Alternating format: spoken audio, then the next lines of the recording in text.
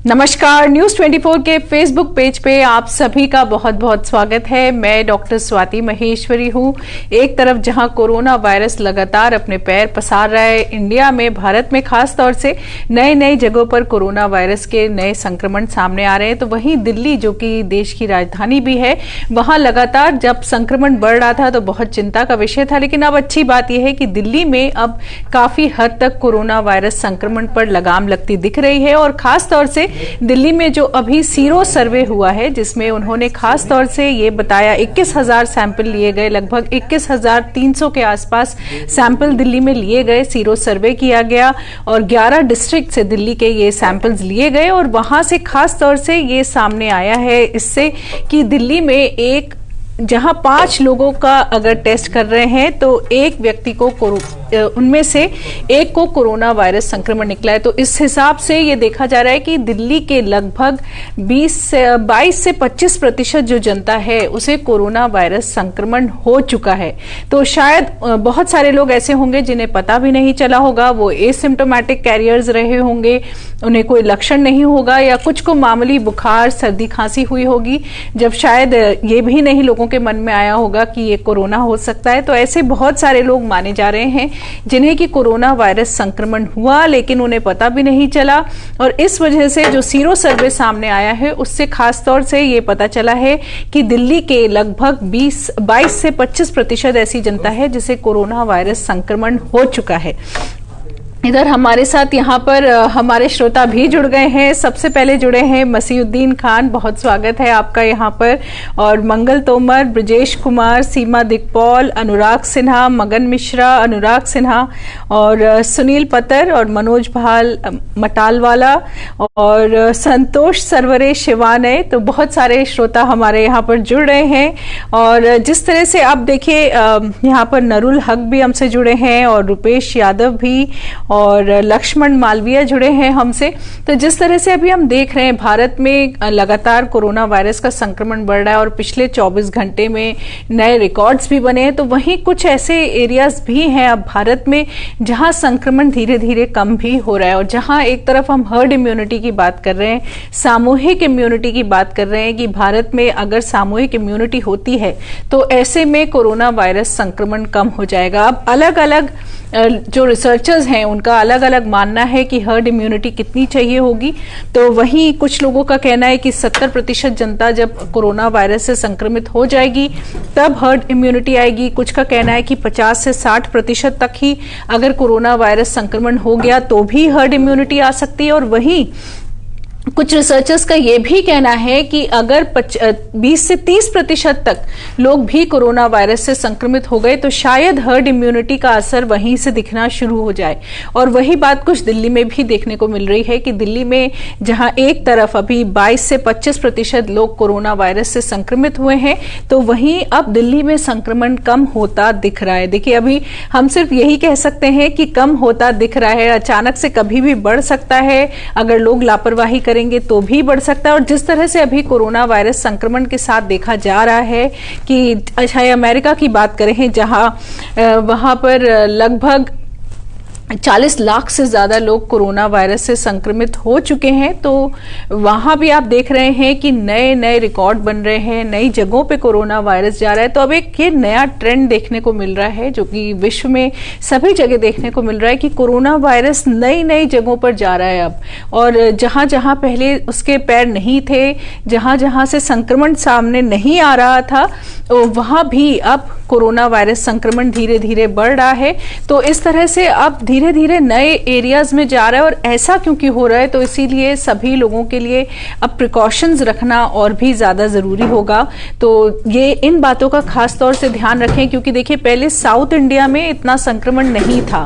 पहले महाराष्ट्र, दिल्ली, गुजरात, बिहार, यूपी इस तरफ ज्यादा संक्रमण था। लेकिन अब धीरे धीरे आप देख रहे हैं कि कर्नाटका की बात करें, तमिलनाडु की बात करें, केरला की बात करें, तो इन सभी जगहों पर संक्रमण बहुत तेजी से बढ़ रहा है। और और ये एरियाज जो हैं अब काफी हद तक हॉटस्पॉट्स बन गए हैं हमारे भारत के लिए। तो अब यहाँ भी संक्रमण तेजी से बढ़ रहा है। इधर गोवा की बात कीजिए तो गोवा में संक्रमण बढ़ रहा है, इधर वेस्ट बंगाल में संक्रमण बढ़ रहा है, वहां भी उन्होंने वीकेंड्स पे लॉकडाउन लगा दिया है। इधर भोपाल में 10 दिन का कंप्लीट लॉकडाउन लग गया है, कश्मीर में भी लॉकडाउन लगाया गया है। तो नई नई जगहों पर कोरोना वायरस धीरे धीरे फैल रहा है और इसीलिए भारत में आप देख ही रहे हैं कि इतना ज्यादा संक्रमण हो गया है और पिछले 24 घंटे में 48,000 से ज्यादा लोग कोरोना वायरस से संक्रमित नए मामले सामने भी आए हैं। यहाँ पर हमारे साथ हैं बॉबी दुबे और मोहम्मद शकील, संदीप सिन्हा भी हमारे साथ यहाँ पर जुड़े हुए हैं। इधर अवधेश जायसवाल कह रहे हैं कि ऐसे देखिए, ये तो सीरो सर्वे के ही जो रिजल्ट्स हैं वो आपको बताए जा रहे हैं, जो कि गवर्नमेंट के द्वारा बताए गए हैं और इसीलिए अब ये माना जा रहा है कि शायद दिल्ली में जो पीक आनी थी वो आ गई है। अब दिल्ली में 1,26,000 के आसपास लोग कोरोना वायरस से संक्रमित हैं और अब जिस तेजी से दिल्ली में रोज रोज संक्रमण बढ़ रहा था उस तेजी से नहीं बढ़ रहा है। तो ये माना जा रहा है कि दिल्ली ने शायद अपनी पीक देख ली है और अब यहाँ से धीरे धीरे संक्रमण कम होगा, ज्यादा नहीं होगा। लेकिन ये कोरोना वायरस है और ये कब कहाँ कौन सी करवट पलटेगा ये बता पाना मुश्किल है। तो इसीलिए सबको उतना ही चौकन्ना रहना, उतना ही हम सभी लोगों को अलर्ट रहना बहुत जरूरी है। इधर हमारे साथ जुड़ गए हैं तस्नीम रजा भी जुड़ गए हैं और तुषार गायकवाड़ जुड़े हैं हमसे और नरपत राजपुरोहित जुड़े हैं, अंकित राय कलार भी हमसे जुड़ गए हैं, श्याम प्यारे और अवधेश जायसवाल इधर हमारे साथ जुड़े हुए हैं, सुनील मिश्रा, मोहम्मद आरिफ, अर्जुन कुमार और कफील अहमद और संदीप सिन्हा जुड़े हैं हमसे और रोहिताश सिंगमार भी जुड़े हैं हमसे, सुनील मिश्रा भी जुड़े हैं। वो कह रहे हैं मुंबई में हद हो रही है। जी हाँ, वहां पे लगातार अभी भी संक्रमण बढ़ रहा है और महाराष्ट्र अभी भी आगे चल रहा है और अब तमिलनाडु और कर्नाटका, केरला ये भी ऐसे प्रदेश हो गए हैं जहां से संक्रमण बहुत तेजी से सामने आ रहा है।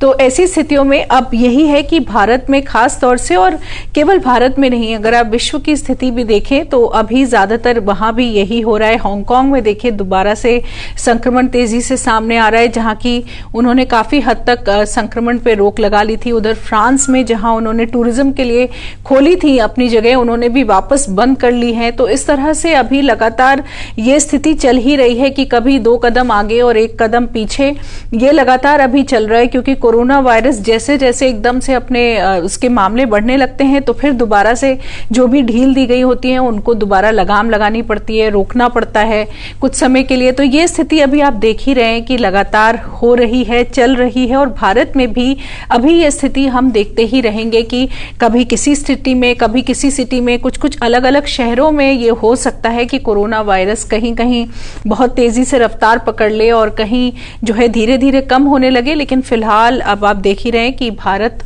बहुत तेजी से ऊपर की तरफ जा रहा है और पिछले जब से कोरोना वायरस संक्रमण इंडिया में आया था तब से अगर हम अभी तक 1 जुलाई तक लें तो लगभग 6 लाख के आसपास मामले आए थे और वहीं अभी 1 जुलाई से आज हम जहां खड़े हुए हैं 25 जुलाई तो यहां तक डबल हो गए हैं केसेस, यानी कि केवल 25 दिनों में उतने मामले आए जितने कि पहले 6 से 7 महीने में आ रहे थे। तो अब आप रफ्तार देख रहे हैं कि बिल्कुल स्पीड ट्रेन हो गई है कोरोना वायरस संक्रमण की यहाँ भारत में और बहुत तेजी से अब संक्रमण सामने आ रहा है।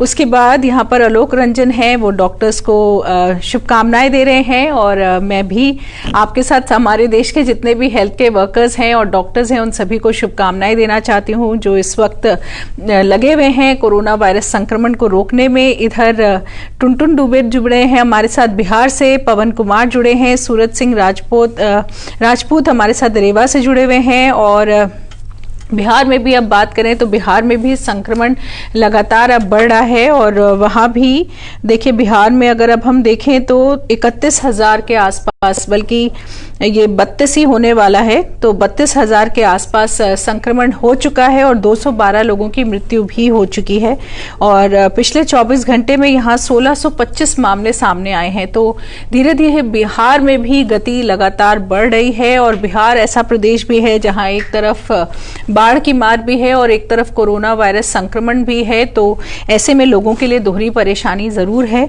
और बाकी भी प्रदेश अगर अब आप देखें तो महाराष्ट्र, महाराष्ट्र, तमिलनाडु, दिल्ली और यहाँ पर आंध्र प्रदेश, वहाँ भी बहुत तेजी से संक्रमण बढ़ रहा है। उत्तर प्रदेश, जहाँ आप जानते ही हैं कि वीकेंड पे लॉकडाउन्स लगाए गए हैं, वहाँ भी अब 55,500 लोग कोरोना वायरस से संक्रमित हो चुके हैं। इधर गुजरात को से भी आगे निकल चुका है उत्तर प्रदेश, और वेस्ट बंगाल भी पीछे नहीं है, वहाँ भी लगातार संक्रमण बढ़ रहा है। इधर तेलंगाना, जहाँ की टेस्टिंग ज्यादा नहीं हो रही थी, अब लेकिन वहां पर भी टेस्टिंग थोड़ी बेहतर हुई है। फिलहाल देखा जाए तो महाराष्ट्र में, दिल्ली में, गुजरात में, यूपी में, ये कुछ ऐसे प्रदेश हैं जहां इस वक्त टेस्टिंग के दर को काफी बढ़ाया गया, और वो हमारे लिए बहुत जरूरी भी है, क्योंकि अगर हम टेस्टिंग बढ़ाएंगे, जितना ज्यादा हम लोगों को टेस्ट कर पाएंगे, चाहे हम जिनको लक्षण हैं उन्हें चिन्हित कर पाए, जिन्हें लक्षण नहीं है उन्हें भी चिन्हित कर पाए, तभी हम उनको और लोगों से अलग रख पाएंगे, उनका ट्रीटमेंट हो पाएगा और बाकी लोगों में ये संक्रमण नहीं फैलेगा। तो अभी भारत में ऑलरेडी 1.5 करोड़ से ज्यादा लोगों की टेस्टिंग हो चुकी है, लेकिन इसे लगातार और बढ़ाने की जरूरत है, और वही कोशिश लगातार प्रशासन भी कर रहा है कि वो टेस्टिंग को और ज्यादा तेजी से बढ़ा सके। और आज एक अच्छी खबर ये भी है कि दिल्ली का जो एम्स है, वहां पर कोरोना की जो वैक्सीन भारत में बनाई जा रही है, भारत बायोटेक के द्वारा कॉन्वैक्सिन, उसका जो डोज है वो आज एक 30 साल के व्यक्ति को लगाई गई है, और उसको निगरानी में रखा गया है ये देखने के लिए कि उसे कोई साइड इफेक्ट्स तो नहीं होते। तो आज एम्स में भी ये ट्रायल शुरू हो गया। आप जानते ही हैं कि पहले PGIMS रोहतक में 3 लोगों को ये वैक्सीन लगाई गई थी, और एम्स में भी आज अब दिल्ली में वैक्सीन लगाई गई है। तो लगातार ये ट्रायल भी एक तरफ से लगातार चल ही रहा है कि जल्द से जल्द कॉन्वैक्सिन जो वैक्सीन है इसका ट्रायल पूरा हो सके, और अगर ये सफलतापूर्वक पूरा होता है तो ऐसे में ये वैक्सीन भारत की बनाई हुई वैक्सीन होगी, जो कि मार्केट में आने की इसकी संभावनाएं भी बढ़ेंगी। तो आज एक बड़ा दिन भी है, अगर इस उपलक्ष्य में देखें, वैक्सीन के उपलक्ष्य में अगर देखें तो आज बड़ा दिन भी है, क्योंकि एम्स में आज वैक्सीन का ट्रायल शुरू हुआ है। इधर हमारे साथ विक्की वशिष्ठ हैं, वो पूछ रहे हैं कि उत्तर प्रदेश में पीक कब तक आएगा। देखिए, ये कहना बहुत ही मुश्किल होता है कि पीक का नंबर क्या होगा और कब तक आएगा, क्योंकि कितने लोग इस वक्त रिस्क पर हैं, कितने लोगों का एक दूसरे से मिलना जुलना हो रहा है, ये कह पाना बहुत मुश्किल होता है। लेकिन जो भी प्रशासन स्टेप्स ले रही है, जिस तरह से यूपी में अभी वीकेंड्स पे लॉकडाउन लगाया गया है, ये एक अच्छा स्टेप है, और इससे जो है काफी हद तक संक्रमण को रोका जा सकेगा। क्योंकि ये बात आप भी समझ रहे हैं इस वक्त की जितना ज्यादा हम एक दूसरे से मिलेंगे, जितनी ज्यादा हम भीड़ वाले एरियाज में जाएंगे, वहां से हमें संक्रमण लगने की संभावनाएं बढ़ेंगी। तो क्योंकि हर वक्त उतना ज्यादा हम एहतियात नहीं रख पाते हैं, और कभी मास्क में चूक हो जाती है, कभी हम सामाजिक दूरी नहीं रख पाते हैं जहां हम गए होते हैं, और ऐसी स्थितियों में कोरोना का संक्रमण होने की संभावनाएं बढ़ जाती हैं। इसलिए ये थोड़े से जो गवर्नमेंट के प्रशासन के द्वारा जो स्टेप्स लिए जा रहे हैं, जिससे कि सामान्य जीवन भी बहुत ज्यादा प्रभावित ना हो और कोरोना का संक्रमण भी ना मरे, तो ये जो बीच का एक रास्ता चुना जा रहा है, ये मेरे ख्याल से इस वक्त बहुत जरूरी है। जैसे वीकेंड पे लॉकडाउन्स लगाए गए, उधर वेस्ट बंगाल ने भी यही किया है, उन्होंने भी अब वीकेंड्स पे लॉकडाउन लगा दिया है। तो ये मेरे ख्याल से एक अच्छा स्टेप है, और इससे काफी फर्क पड़ना चाहिए, क्योंकि वीकेंड्स पे ही ज्यादातर लोग बाहर भी निकलते हैं, और ऐसे में अगर हम वीकेंड्स पे बाहर ना निकलें, घर में रहें, तो इस वक्त आप लोग भी कोशिश करिए कि ज्यादा से ज्यादा आप ऑनलाइन शॉपिंग करिए, कोशिश करके मॉल्स वगैरह नहीं जाइए, या अपने घर के आसपास से ही सामान खरीदने की कोशिश करिए, तो वो अच्छा होगा, ताकि आपका भी जो निकलना है वो कम हो जाए। इधर यहाँ पर इजाज कुमार हैं हमारे साथ, वो कह रहे हैं कि पहले लॉकडाउन लगा था जब कम मामले थे, और अब लॉकडाउन खुल गया है जब मामले बढ़ गए हैं। और देखिए, ये बात है जो बहुत सारे लोगों के मन में आती है कि जब हमारे यहाँ मामले कम थे तब लॉकडाउन लगा, और अब जब मामले लाखों की संख्या में पहुंच गए हैं तो हमारे यहाँ लॉकडाउन खुला हुआ है। तो इन सब चीजों के पीछे भी आपको ये समझना चाहिए कि लॉकडाउन जब लगा, बिल्कुल सही लगा, तब हमें समय मिला, वक्त मिला, हमारा जो हेल्थ सिस्टम है उसे बेहतर करने के लिए हमारे यहाँ हॉस्पिटल्स वगैरह को तैयार किया गया, कोविड केयर सेंटर्स को तैयार किया गया, जो हमारे डॉक्टर्स और नर्सेज थी, जो पैरामेडिकल स्टाफ था, उनको ट्रेनिंग दी गई कि किस तरह से कोरोना वायरस संक्रमित व्यक्ति के साथ आपको क्या ट्रीटमेंट देना है, किस तरह से आपको अस्पताल में और जहां भी आप काम कर रहे हैं वहां पर कोरोना वायरस संक्रमण ना फैले, इसका आपको कैसे प्रयास करना है, क्या प्रिकॉशंस आपको रखने हैं। तो ये सारा सब कुछ सीखने का वक्त मिला। उसके अलावा पीपीईज, आप जानते हैं कि डॉक्टर्स और हेल्थ के वर्कर्स के लिए, उनके बचाव के लिए बहुत जरूरी है, उनको मुहैया कराने का वक्त मिला, उसको बनाने का वक्त मिला। तो ये एक बहुत जरूरी वक्त था जिसके लिए लॉकडाउन लगाया गया। और अब क्योंकि ये बात साफ हो गई है कि ये एक दिन की लड़ाई नहीं है, 2 दिन की लड़ाई नहीं, और ये लंबे समय के लिए चलने वाला है। जिस तरह से अभी आप बाकी विश्व में भी देख रहे हैं, देखिए न्यूयॉर्क में अब संक्रमण कम हो गया है, लेकिन अगर आप फ्लोरिडा की बात करें, टेक्सास की बात करें, एरिजोना की बात करें, तो वहां अब संक्रमण बहुत तेजी से बढ़ रहा है। तो ये एक ऐसी लड़ाई है जो एक दिन की नहीं है, और आर्थिक मार आप भी समझ रहे हैं कि बहुत ज्यादा थी लॉकडाउन की वजह से, और इसलिए उसको और ज्यादा नहीं खींचा जा सकता था। इसलिए अब लॉकडाउन हटाया गया है ताकि आर्थिक गतिविधियां भी चल सकें और जो हमारी कोरोना से जंग जारी है वो भी चलती रहे। तो दोनों में एक सामंजस्य बिठाने की कोशिश की गई है, और इसी वजह से लॉकडाउन तब लगाया गया। और आज हमारा मृत्यु दर जो बेहतर है, देखिए 80% हो गया है हमारा रिकवरी रेट भारत में। तो आप देख ही रहे हैं कि भारत में ठीक होने वाले लोगों का दर भी लगातार बढ़ रहा है, और ये एक बहुत अच्छी खबर है, सकारात्मक खबर है भारत के लिए। और भारत में एसिम्प्टोमेटिक केसेस भी ज्यादा, यानी कि लोगों को लक्षण बहुत ज्यादा नहीं हो रहे हैं, यानी कि लोगों को आईसीयू, वेंटिलेटर, इन सब की जरूरत बहुत ज्यादा नहीं पड़ रही है। और ये सब तभी संभव हुआ है जब हम लोगों ने लॉकडाउन लगाया है, अपनी स्वास्थ्य सेवाओं को बेहतर किया है, और इसी वजह से आज भारत का रिकवरी रेट अच्छा है और मृत्यु दर कम है। तो ऐसा ना सोचें कि लॉकडाउन तब लगा जब संख्या कम थी, और अब आज जब लाखों में संख्या है तो लॉकडाउन को खोल दिया। और अब लॉकडाउन अभी भी है, लेकिन उसकी रूपरेखा बदल दी गई है, उसका तरीका बदल दिया है, और अब लोगों को भी ये समझना जरूरी है कि उनका उत्तरदायित्व क्या है और किस तरह का उनका आचरण होना चाहिए, ताकि कि संक्रमण और ज्यादा ना फैले, और उनका भी जो काम है, बिजनेस है, वर्क है, जो भी वो कर रहे हैं, जिस भी तरह से वो अपना जीविका कमाने का काम करते हैं, वो भी उनका चलता रहे, वो भी उनका, उस पर भी इतना असर ना पड़े, और वो कोरोना वायरस से सुरक्षित भी रहे। यहाँ दीप नारायण है हमारे साथ, और दिलीप राज भी जुड़ गए हैं हमसे, और यहाँ पर देखिए तुषार हैं, जो कि जिनको कि कोरोना वायरस हो गया था और अब वो ठीक हो गए हैं बिल्कुल। और इस तरह से बहुत सारे लोग हैं जिनको कोरोना वायरस संक्रमण हुआ है, उन्होंने उससे लड़ा है और वो ठीक हो गए, और वो और लोगों के लिए मिसाल भी हैं, और लोगों को उनसे प्रेरणा भी लेनी चाहिए और घबराना भी नहीं चाहिए कि किस तरह से जो लोग कोरोना वायरस से संक्रमित हो रहे हैं वो ठीक भी हो रहे हैं। और कुछ ऐसे खास तौर से लोग हैं जिनको पहले से कोमॉर्बिडिटीज हैं, यानी कि पहले से बीमारियां हैं, या बड़े बुजुर्ग का वर्ग जो है, उनके लिए ज्यादा एहतियात रखने की जरूरत है, क्योंकि उनके वर्ग में हम लोग देख रहे हैं कि परेशानियां ज्यादा हो रही हैं और उनको अस्पताल की ट्रीटमेंट की ज्यादा जरूरत पड़ रही है। और यहाँ पर हमारे साथ शिहाब पटेल हैं,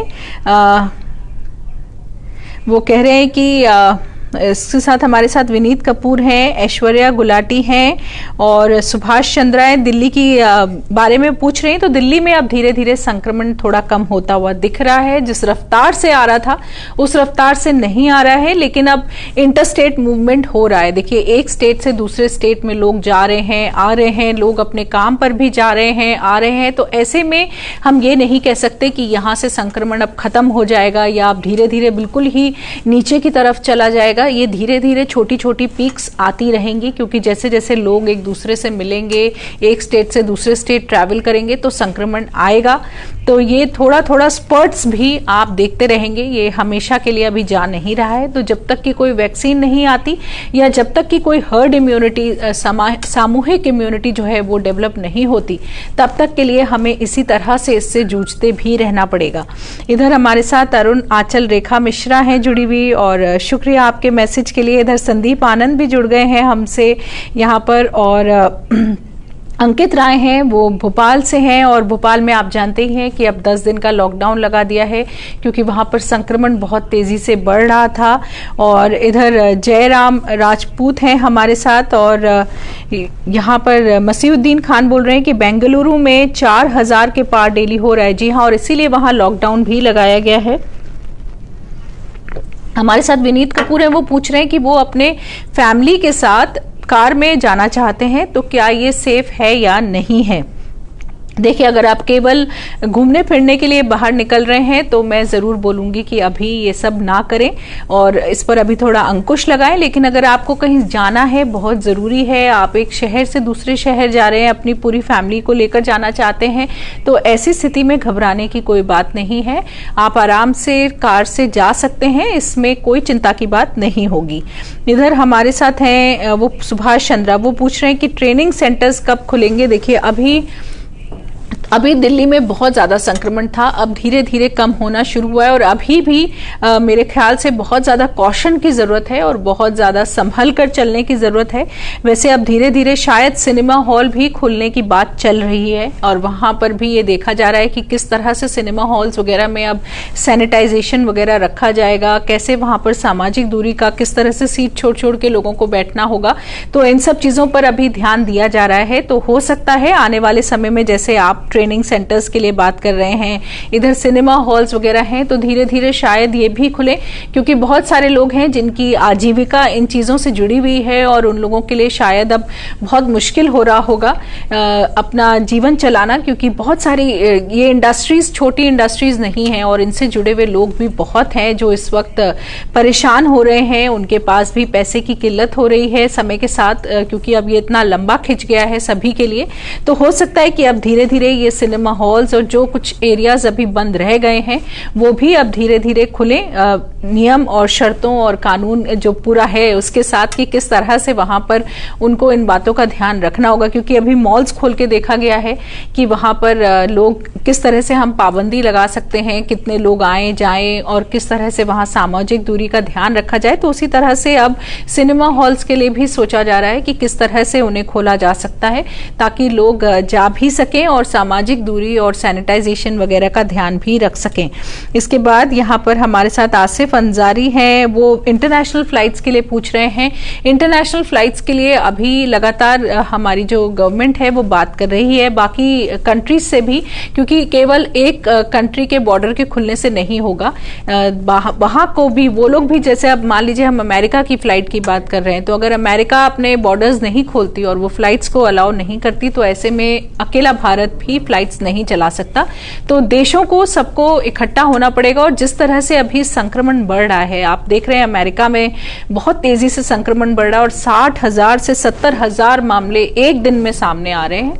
ये उनके लिए भी बहुत चिंता का विषय है और इसलिए अभी बहुत सारे जो देश हैं वो अभी सोच रहे हैं और इन जो सिचुएशंस हैं अभी उनका आकलन किया जा रहा है कि क्या इंटरनेशनल फ्लाइट्स खोलना ठीक होगा या नहीं होगा, क्या देशों में दोबारा संक्रमण बहुत तेजी से तो नहीं बढ़ जाएगा। तो इन सब चीजों पर अभी काफी विचार चल रहा है कि क्या करना चाहिए और तभी ये डिसाइड होगा। इधर हमसे रितेश भंसाली जुड़ गए हैं और वो पूछ रहे हैं कि डोमेस्टिक एयर ट्रेवल सेफ है या नहीं है। देखिए, अगर बहुत ज़रूरी है तो आप कर सकते हैं, क्योंकि वहाँ भी आपको फेस शील्ड्स दी जाती हैं, एरोप्लेन में लगाने के लिए मास्क लगाना होता है आपको और आपको वो सूट भी पहनाया जाता है। तो वहाँ कोशिश की जाती है, हैंड सैनिटाइजर्स दिए जाते हैं आपको। तो मैं यही बोलूँगी कि अगर आपके लिए बहुत ज़रूरी है, मजबूरी है आपके लिए ट्रैवल करना, तो ज़रूर आप करें, लेकिन सारे प्रिकॉशंस वगैरह का ध्यान रखें। लेकिन अगर आपके लिए जरूरी नहीं है तो अभी भी अवॉइड करें और डोमेस्टिक ट्रैवल भी अभी ना करें। इधर हमारे साथ जयेश सुबह भी जुड़ गए हैं, वो भी बॉम्बे का हाल पूछ रहे हैं और मुंबई में भी लगातार संक्रमण बढ़ ही रहा है। अभी देखिए, अगर लेटेस्ट फिगर्स देखें तो मुंबई में अब लगभग 85,000 लोग जो हैं वो कोरोना वायरस से संक्रमित हो चुके हैं और 4,899 लोगों की मृत्यु भी हो चुकी है। तो मुंबई अभी भी हॉटस्पॉट बना हुआ है और जहां जहां भी कंजेशन ज्यादा है, जहां जहां भी लोग कम जगह में ज्यादा लोग हैं, वहां वहां देखा जा रहा है कि संक्रमण ज्यादा फैल रहा है।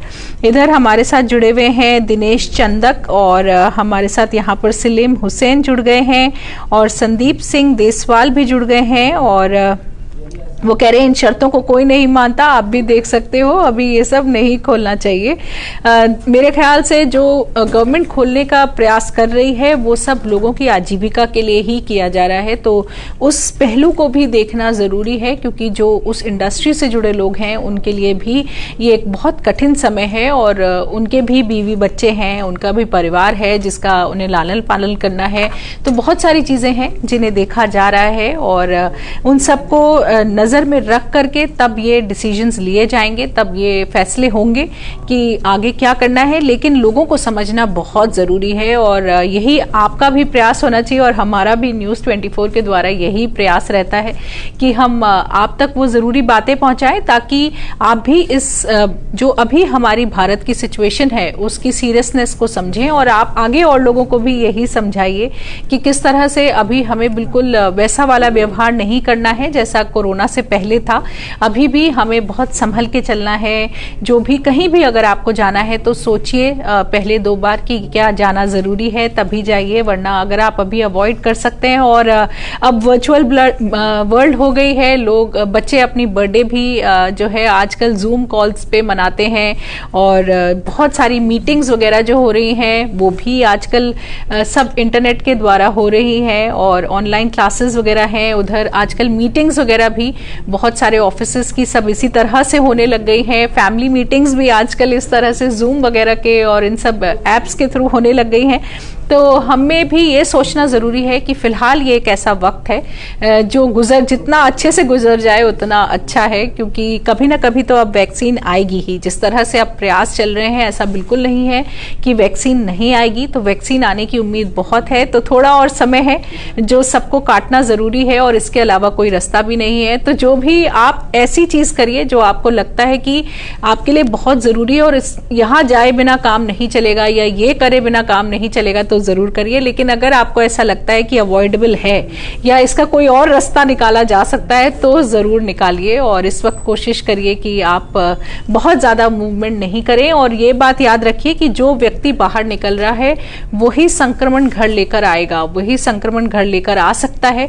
तो जब आप बाहर निकले तो लापरवाही नहीं करिए, क्योंकि केवल आपका जीवन नहीं जुड़ा है, आपके परिवार का जीवन भी। आप कैसा मूवमेंट कर रहे हैं और कैसे प्रिकॉशंस का ध्यान रख रहे हैं या नहीं रख रहे हैं उस पर डिपेंड करता है। तो घर में आपके बच्चे होंगे, बड़े बुजुर्ग होंगे, और आपके अपने परिवार वाले होंगे। तो अगर आप बाहर निकल रहे हैं तो जरूर ध्यान रखिए कि आप उन बातों का ध्यान रखिए। कई बार हमारे मन में यही होता है कि अरे हमें होगा तो हम देख लेंगे, या अक्सर यही होता है देखा जाएगा, ऐसी ज्यादातर लोगों के मन में धारणा रहती है। लेकिन यहाँ केवल आप जुड़े नहीं है इस बीमारी से, आपके साथ साथ आपका परिवार भी जुड़ा हुआ है।